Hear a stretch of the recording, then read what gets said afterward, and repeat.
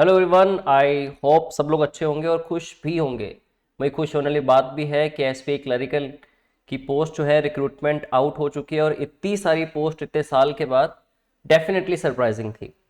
दोस्तों, आज के इस वीडियो में हम लोग डिस्कस करेंगे कि इंग्लिश लैंग्वेज के जो आपके क्वेश्चंस आने वाले हैं एसबीआई के अंदर, जो जिस पैटर्न पे हमेशा से आपसे पूछे गए और जो मोस्ट एक्सपेक्टेड पैटर्न भी रहने वाला है 2023 के एग्जाम्स के लिए। देखिए, इसको डिस्कस करने से पहले मैं चाहता हूं कि जिन लोगों ने अभी तक चैनल को सब्सक्राइब नहीं किया है तो प्लीज़ अभी सब्सक्राइब कर दें, क्योंकि बहुत ही इंपॉर्टेंट एक वीडियो सीरीज प्लस डेली कोई भी नोटिफिकेशन होगी तो आपको इस चैनल पे मिलने वाली है। और हाँ, बेल आइकन दबाना मत भूलिएगा, ठीक है। तो चलिए स्टार्ट करें। दोस्तों, सबसे पहले तो हम देखते हैं कि पैटर्न क्या रहता है। देखो, जब भी बैंकिंग एग्जाम्स की हमने बात की है, चाहे वो बैंक क्लर्क का एग्जाम हो चाहे बैंक पीओ हो, हमेशा ही उसका एक प्रीलिमिनरी एग्जामिनेशन कंडक्ट किया जाता है।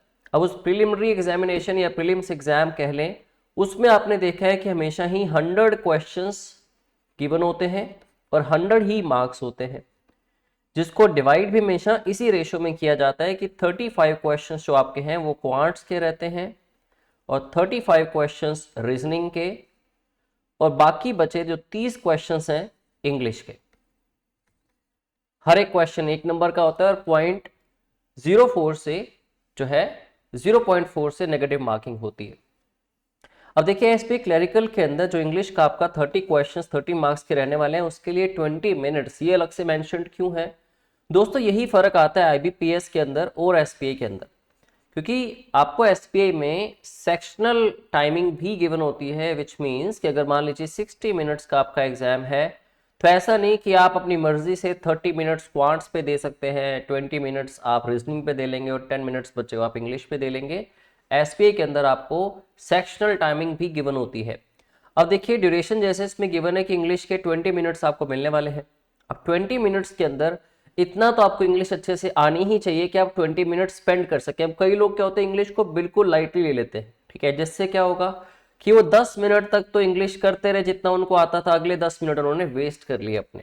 तो दोस्तों, तीनों को आपको इक्वल टाइम देना है और इन 20 मिनट्स को आप प्रॉपरली यूटिलाइज कर पाए उतना तो अच्छे से प्रिपेयर हो ही जाइए एसपीआई के लिए, ठीक है।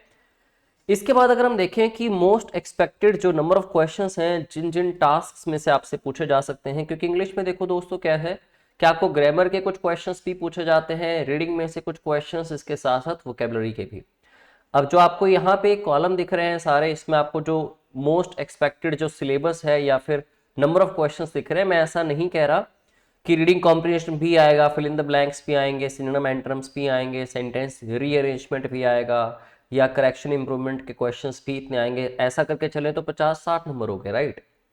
तो मैं बताना चाहता हूँ कि किन किन एरियाज में से आपसे क्वेश्चंस आते हैं।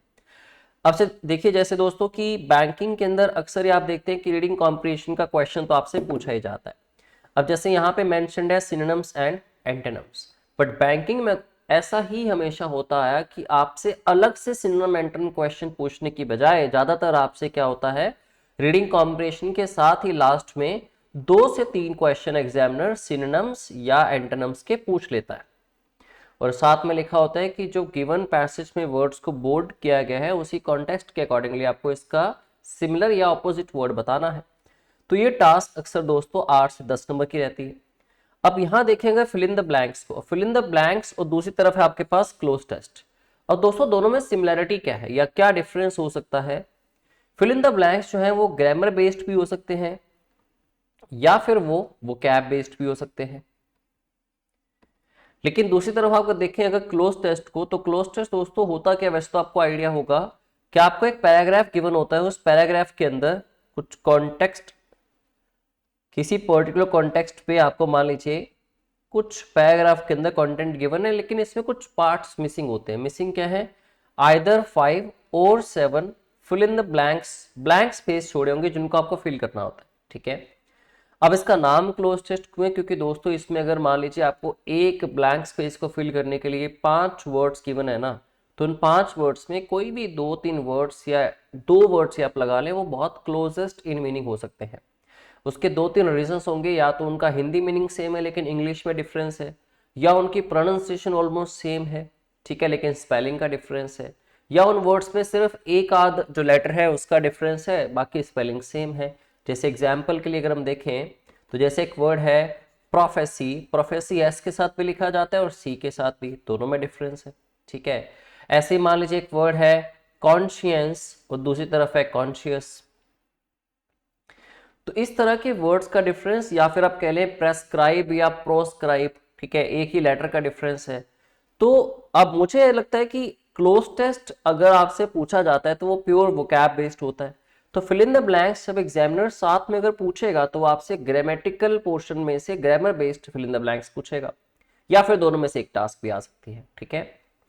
सिनोनिम एंटोनिम्स आपके जो है वो रीडिंग कॉम्प्रिहेंशन के साथ ही कवर हो जाएंगे। इसके अलावा सेंटेंस रीअरेंजमेंट हमेशा से ये एक टास्क रहती है। वैसे देखो दोस्तों, हमेशा से बैंकिंग का एक पैटर्न फिक्स रहा आपसे सेंटेंस रीअरेंजमेंट की टास्क पूछने का। इसमें आपको क्या होता है, ABCD के फॉर्म में कम से कम भी 6 सेंटेंसेस गिवन होते हैं, ठीक है। ये जम्बल्ड अप होते हैं, आपको इनको राइट सीक्वेंस में लेके आना है, सेंटेंसेस को रीअरेंज करना है, और इसमें से आपसे 5 क्वेश्चंस पूछे जाते हैं कि इस पूरे की पूरी सीक्वेंस में से जो है 4th सेंटेंस कौन सा होगा, या 3rd कौन सा होगा, या 1st कौन सा होगा, या लास्ट कौन सा होगा।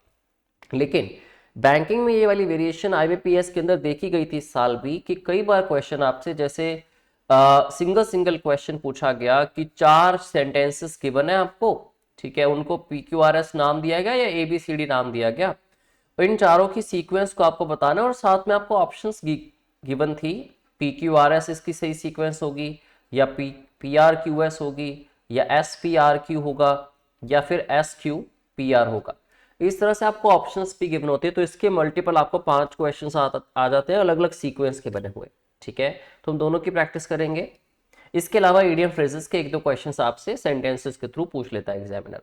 तो ये कुछ आपका सिलेबस रहने वाला है, ये फिर कुछ एरियाज रहने वाले हैं जिसमें से आपको क्वेश्चंस पूछे जाएंगे। नाउ अगर आप देखें कि रिक्वायर्ड क्या है, सबसे बढ़िया पोर्शंस के हिसाब से अगर डिवाइड करें पूरे इंग्लिश लैंग्वेज के आपके जो सेक्शन को, दोस्तों एक तो इंग्लिश ग्रामर बहुत रिक्वायर्ड है, आपको ग्रामर में प्रोफिशिएंसी चाहिए होगी। अगर आपको 10 से 15 नंबर, जो टोटल 30 में से 10 से 15 नंबर के जो क्वेश्चंस हैं, जिसमें कि स्पॉट द एरर नाम से आपसे क्वेश्चंस पूछा जा सकते हैं, या फिर सेंटेंस इंप्रूवमेंट या सेंटेंस करेक्शन जो मैंने पीछे भी मेंशन किया था, या फिर फिल इन द ब्लैंक्स अगर ग्रामर बेस्ड आए तो 10 से 15 नंबर आपके ग्रामर से बड़े आराम से बन सकते हैं। इसके अलावा रीडिंग स्किल्स, जैसे कि आपको रीडिंग कॉम्प्रिहेंशन करना है या सेंटेंस रीअरेंजमेंट करना है, तो वो रीडिंग के ऊपर आपके डिपेंड करेंगे।